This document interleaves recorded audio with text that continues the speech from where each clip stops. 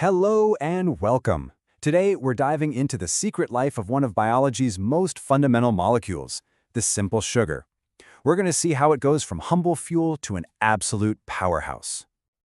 So here's the big question, right? We all think of sugar as just energy, something that gives us a quick boost. But how does that same simple molecule become a critical part of our DNA or our immune system? How does it do all that? Well, the answer is pretty incredible. It all comes down to a kind of molecular toolkit that our cells use. Think of a simple sugar like a basic block of wood. Our body is a master carpenter that can carve, shape, and add things to that wood to turn it into literally anything it needs. All right, so here's our game plan for today. We'll start by reframing how we think about sugar. Then we'll get into the nitty-gritty of the tools: oxidation, reduction, adding nitrogen, and activating them. And then at the end, we'll wrap it all up with a quick recap and a little quiz to see what's stuck. Okay, first things first. We have to get this idea in our heads that sugars are so much more than just a quick energy hit. So the starting point is the monosaccharide. Simple sugars like glucose. Yeah, they're the body's go-to fuel source for sure. But in their original, unmodified form, that's kind of all they're good for. To do the really cool, complex jobs, like building tissues or sending signals, they have to be changed. They need an upgrade. So let's open up that biological toolbox. The first tool we're pulling out is oxidation. This is the process that creates a whole family of molecules we call sugar acids. And what's so cool here is the incredible precision involved. It's not just random. It matters exactly where the cell decides to oxidize the sugar. If it hits the aldehyde group at carbon 1, you get one kind of acid. If it hits the alcohol group way down at carbon 6, you get a totally different one. And if it hits both, a third kind. It's like molecular surgery. And this isn't just a fun fact. It has huge clinical importance. Take glucuronic acid, the one made by oxidizing that C6 end. This molecule is your liver's secret weapon for detoxification. It grabs onto things like drugs, bilirubin, other toxins, and makes them water-soluble so your body can actually get rid of them. It's amazing. A simple sugar tweak creates a detox machine. Okay, next up in our toolbox are two closely related processes. One is reducing a part of the sugar, and the other is just straight up removing an oxygen atom. And you can really see the difference here. When you make a sugar alcohol, you're reducing a carbonyl group, which basically turns a reactive aldehyde into a more stable alcohol.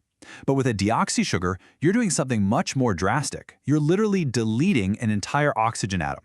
A whole hydroxyl group gets swapped out for a single hydrogen. Very different tools for very different jobs. And the results of these changes are just monumental. Reducing glucose gives you sorbitol. In a healthy person, no big deal. But in uncontrolled diabetes, it builds up and causes horrible damage like cataracts and nerve pain. And even more mind-blowing, if you take the sugar ribose and just remove one oxygen atom, you get 2-deoxyribose. That's the D in DNA. The entire blueprint for life hinges on this one simple deletion. All right, let's grab the next tool. This one's a real game changer. We're going to add nitrogen into the mix by swapping a hydroxyl group for an amino group. This creates a whole new class of molecules. And these are our amino sugars. By sticking a nitrogen-containing group on there, the sugar gets all these new chemical properties.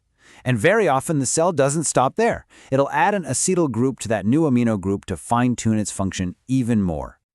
So what do we use them for? Well, think structure and communication. Glucosamine is a huge part of your cartilage. You've probably even seen it sold as a supplement for joint health. Then you have things like N-acetylneuromenic acid, or NANA. This guy sits on the surface of your cells acting like an ID tag. It's critical for cells to recognize each other, but it's also the exact spot that viruses like the flu use to latch on and infect us. So it's a double-edged sword, all built from a modified sugar. Okay, our last set of tools is all about activation. It's about getting the sugar primed and ready for action, either to be used for energy or for building something new. Now, the difference in purpose here is really key. Sticking a phosphate group onto a sugar, that's phosphorylation, is like putting a lock on it. It traps the sugar inside the cell and basically earmarks it for being broken down for energy. But attaching a big, bulky nucleotide like UDP, that's like putting a handle on the sugar. It turns it into a high-energy, ready-to-go building block that can be donated to make bigger things, like glycogen. And these are the textbook examples you have to know. Glucose 6-phosphate is the very first thing that happens to glucose when it enters a cell to be used for energy and glycolysis. On the flip side, UDP glucose is the universal glucose donor our body uses to build up its glycogen stores. So, one is for breaking down, the other is for building up. Whew, okay, we've made our way through the entire molecular toolbox. Let's take a second to put it all together and make sure it all makes sense. Now, that was a lot of different derivatives to keep track of. So here's a handy little mnemonic to help you remember the major categories we talked about.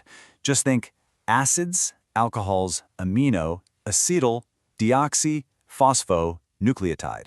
It's a really simple way to keep them all straight in your head. All right, time for a quick knowledge check. First question for you. Which one of these derivatives is essential for bilirubin conjugation in the liver? If you said glucuronic acid, you are absolutely right. That's our sugar acid, made by oxidation, and it's the hero of the liver's detox pathway. Okay, next up. What's the name of the sugar alcohol that builds up and can cause serious issues like cataracts in people with diabetes? And that would be sorbitol, a perfect example of how one of these normal modification pathways, when it goes into overdrive, can lead to real disease. And that pretty much wraps it up. It is just incredible to think that from a single, simple sugar molecule, our bodies can create this whole universe of function. It really makes you wonder, doesn't it? What other simple molecules out there are hiding this kind of massive, untapped potential? Thanks so much for joining me today.